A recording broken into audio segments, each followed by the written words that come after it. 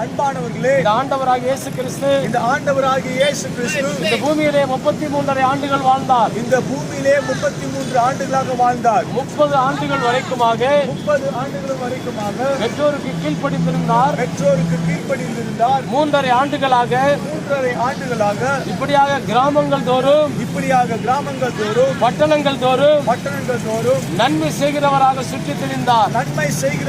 இயேசு சுற்றித் திரிந்தார். திரளான ஜனங்களை பார்த்து இயேசு மனதுருகினார். மெய்ப்பெண் இல்லாத ஆடுகளைப் போல அவனவன் சொந்த வழியிலே போய்க் கொண்டிருக்கிறான். மனுஷனுக்கு செம்மையாய் தோன்றுகிற வழிகள் உண்டு,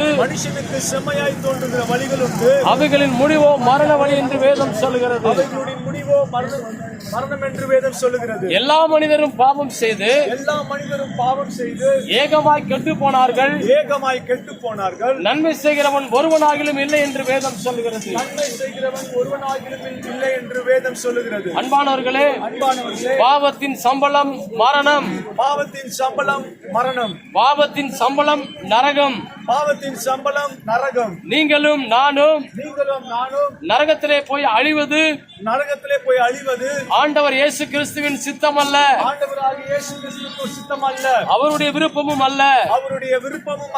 உங்களையும் என்னையும் பாவங்களை மன்னித்து பரலோக பாக்கியத்தை கொடுத்து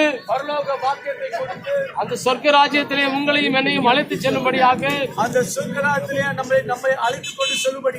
இயேசு உலகத்திலே மனிதனாக அவதரித்தார்.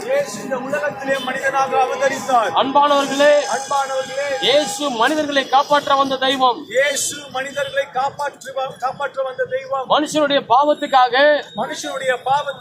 ஒரு பரிசுத்தமான ரத்தம் பூமியிலே சிந்தப்பட